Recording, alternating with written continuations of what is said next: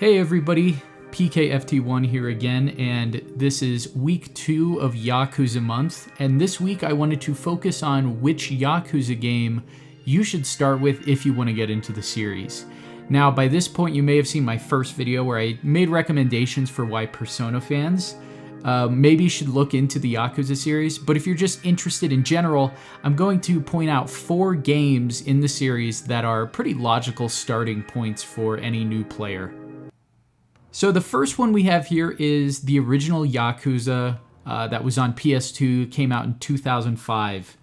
Now, this makes a lot of sense just because it's chronologically the first one in the series, as well as the first one that came out. And so it is the first game, it's on PS2, so obviously it's going to be rough in a lot of places. Now, that's pretty evident in the combat, the graphics. The camera itself is kind of this cinematic type camera that kind of sits behind and above you, so there is no real control over the camera. Also, it's probably the most limited in terms of the types of content it offers. However, the nice thing about playing this game is if you can get into Yakuza like the original, not only will you develop a true love for the original, but you'll also only grow to love the future of the series even more. It's going to be that much more impressive when you get to those games. And in many ways, it's the purist's experience. And so while a lot of these things, like I said, may be clunky, I understand that the music itself in the original is often regarded as better than the remakes, which is Kiwami, which we will talk about. And it's the perfect intro to all of these characters. And also another thing to note is the original actually has an English dub. So if that's not your thing, you might want to avoid this. But if you are somebody who does prefer dubs, definitely check out the original because Kiwami, as far as I know, does not have an English dub. So before we start talking about Kiwami, I think it's important that we talk about Yakuza 0. Now, Yakuza 0 is another really fantastic entry point. For those of you who may not know, it is the prequel to the entire series. So 0 came out in 2015, and in many ways is regarded as one of the best in the series. In my personal opinion, it is the best. And you have to realize that this prequel to the entire series focuses on 2 characters who are mainstays throughout the entire series, and that's Kiryu and Majima. And the story is consistently broken up between those 2. So you'll have about 4 chapters of Kiryu here, 4 chapters of Majima there, and the story is pretty lengthy. However, it's one of the deepest, most engaging stories in the entire series, and I think it really gets you to understand who these characters were before they become these Yakuza legends. So you get to see them in a completely different light than you would in some of the other games. For instance, Kiryu is usually pretty level-headed. He knows what he's doing. In Yakuza 0, you're going to see him be a little more brash. You're going to see him be somebody who is more allegiant to the Yakuza. Also with Majima, this is before, he becomes kind of this crazy character. So you're going to see a much more reserved and toned-down version of who Majima was before. I would say that Yakuza 0 easily has some of the strongest characters in the entire series, be it those from the future, from the past, or those who are just completely exclusive to Yakuza 0. For instance, you have the 3 lieutenants who are my favorite villains in the entire series, all played by famous Japanese actors from Yakuza films and whatnot. And the way that they're able to depict these characters and really make them different from one another and tie them into how Kiryu becomes the Dragon of Dojima is really fun and exciting to watch. And while you will fight all of these guys and you may fight some of them multiple times, to me it never got tiring just because these performances are so outstanding. The other great thing is the combat. As opposed to the original Yakuza, or I would even say most of the Yakuza games, you really get a lot of variety in combat. And I would say this is the best in the entire series of the beat-em-up combat. You have 3 styles for each character. So for Kiryu, you'll have the brawler style, which is kind of your traditional brawling fighting style. And then you'll also have his beast style, which is kind of his heavier, kind of big swings. And then, of course, you have his rush combos, which are his really fast but weaker attacks, but you can get in way more hits and perform really fancy combos. And then for Majima, you have his own different styles. So you have Thug, which is kind of like his traditional brawler style, kind of like Kiryu. Then you have the Slugger style, where he takes out his iconic baseball bat and he's able to whack people around with it. And then his best one, in my opinion, is his Breaker style, where you're able to basically break dance, but you're able to like spin around and kick people all over the place, and it's great for big groups. Kind of overpowered in my opinion, but a really fun combat style. And you can switch between these styles mid-combat, which can make for some really fun combos and fancy footwork. Another great thing is that you are switching between Kiryu and Majima, so you're going back and forth between two separate cities. So you have Kamurocho, which is kind of the home of the Yakuza series where Kiryu is, and then you go to Sotenbori, which also is a recurring city in the series where Majima is stationed. And so you get to go back and forth between these cities, and there's tons of mini games that are here.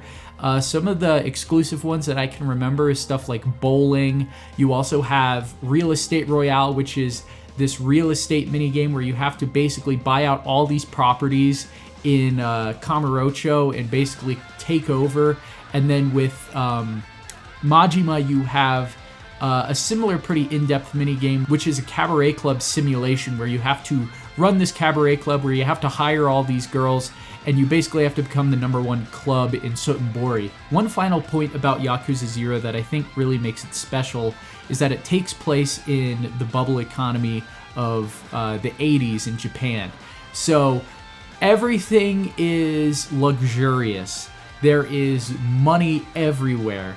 In fact, when you fight, you'll just see, yen bills flying around everywhere. You have characters like Mr. Shakedown, who will rob you blind if he finds you in the city and beats you in a fight, and then eventually, if you're able to catch up with him and finally defeat him, you'll get all that money back that he stole from you from the multiple fights you probably got in with him up until that point. And so the entire 80s aesthetic really makes it a fun and kind of different feeling Yakuza game. You get to see these cities in a different light before they kind of transform.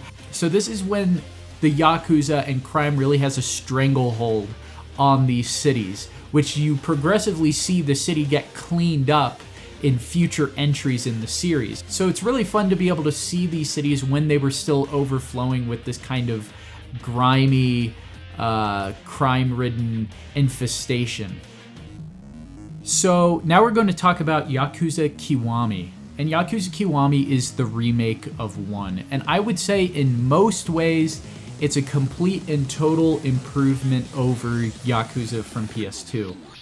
So Yakuza Kiwami is really interesting because so much of it is based on basically being an epilogue to Yakuza 0. So I would say Yakuza 0 really does a great job of making you understand and sympathize with the villain of Kiwami and or Yakuza 1. Yakuza Kiwami is special because it really is that shot-for-shot remake that you don't usually get in video games. They really have everything in the cutscenes timed out perfectly to the original with just the updated engine. And it also adds new scenes to help recontextualize things and make it feel like a deeper story.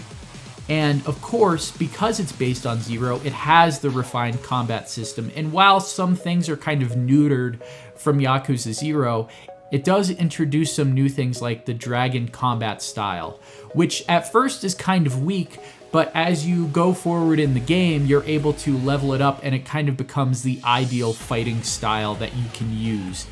Now, another really great thing about Kiwami is if you want to understand who Majima is, who is a very popular character in the series and again is a recurring character, Kiwami introduces this fun thing that isn't in the original called the Majima Everywhere system. And the way the system works is that Majima is stalking you all throughout the city.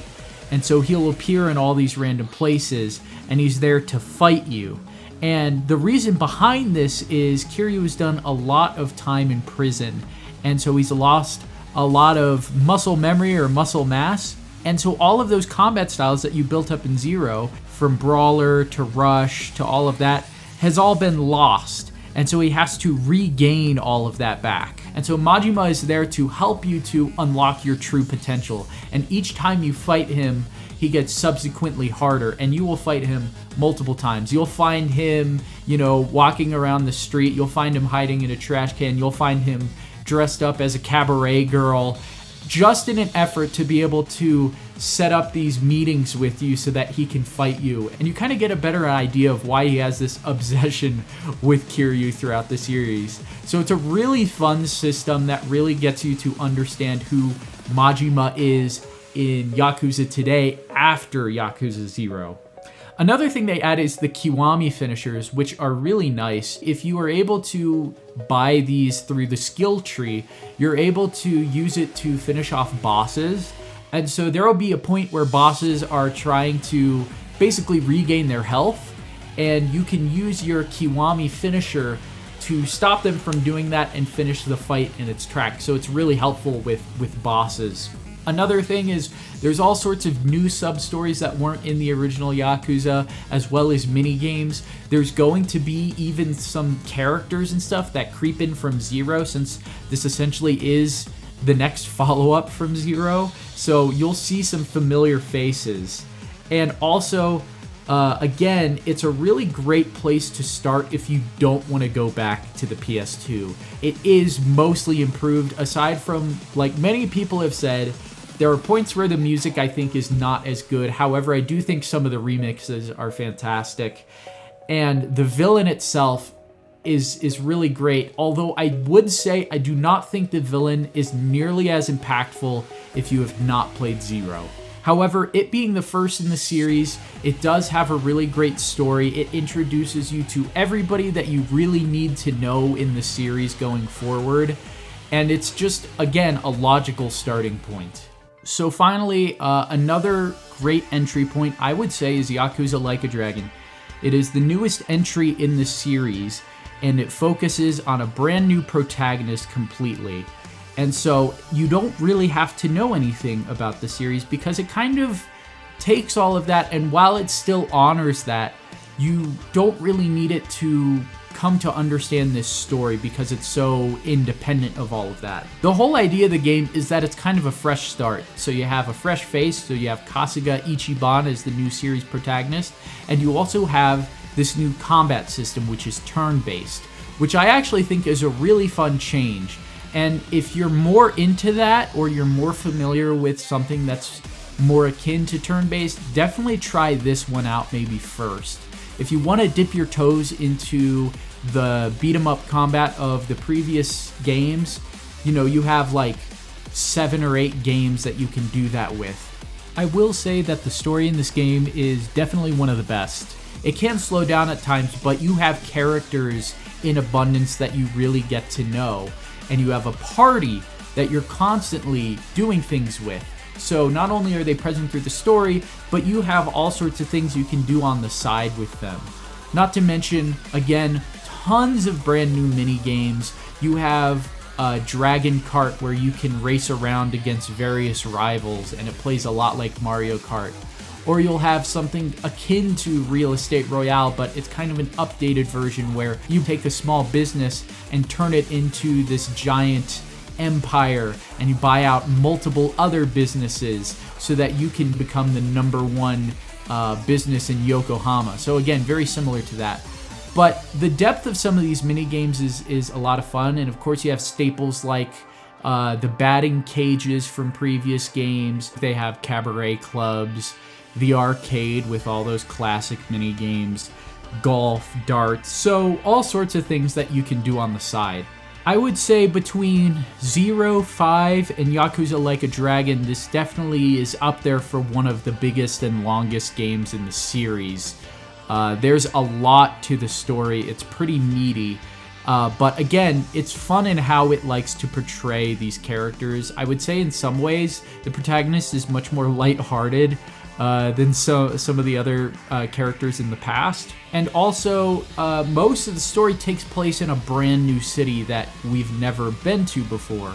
And so Ijincho, the new city, really becomes its own place, and they're really setting it up to be kind of the new Kamurocho. However, Kamurocho and Sotenbori both make appearances in this game. You get to travel to both of them. So at least in terms of traveling, I think this game has a lot to offer. So if nothing else, you'll get a taste of all of these iconic locations to the Yakuza series. And I think it really will show you just how much there is to do in the series as a whole. Yakuza Like a Dragon also introduces the job system. And the job system is pretty unique in the Yakuza series, just because it allows you to basically assign people different professions. And like I said in my first video, a big part of Yakuza Like a Dragon is the fact that it focuses on getting a job and finding jobs for your friends and making money. And so the whole job system is a perfect way to play into that. And so depending on which jobs you assign to your party members, they will have specific moves that are unique to those things. So again, you can have somebody who is a chef. You can have somebody who is specifically a barmaid, or you can have someone who is supposed to be a bodyguard. And depending on which kind of job you assign them, they get those special moves that come with it and allows them to have very unique sets of strengths and weaknesses that come with it. And so it's fun to fiddle around with those things because you can change them. And so you don't necessarily need somebody to remain a specific job for the entire game. If you're not really feeling a certain job, you can always switch it to something else. Not to mention, each of the main characters come with like their specialty job that they come with previously assigned to them. So for instance, Ichiban sees himself kind of in an RPG, and so he sees himself as the hero. And so there is the hero job that you can take on, which comes with its own special moves. And same with everybody else. Another great thing about this is because the character is new and he sees things in a different way, he's able to kind of change the world around him. And so when you go into combat, the enemies change to fit how Ichiban sees them. So instead of it just being a bunch of men in suits, they'll transform into whatever kind of weirdo they really are on the inside. So it kind of creates this new aspect to the action where there's so much more variety in the enemies, and you get a Pokédex essentially where you can collect all the different types of guys who run around the city. So I think if you're really looking for that type of fun variety in combat, this is really the only game that offers that, because for the most part in the other games, when you get into fights, you're just fighting men in suits. But in this, you'll fight them, you'll have a bunch of guys dressed up like otakus, or you'll have guys who are, you know, wearing swimsuits, or guys who are dressed up like horror villains. Really, depending on what their aesthetic is, it's very unique in how it approaches that when it comes to the Yakuza series. So while you may not understand the callbacks to previous games, you don't have to understand them, because again, this is setting up an entire new type of Yakuza franchise going forward.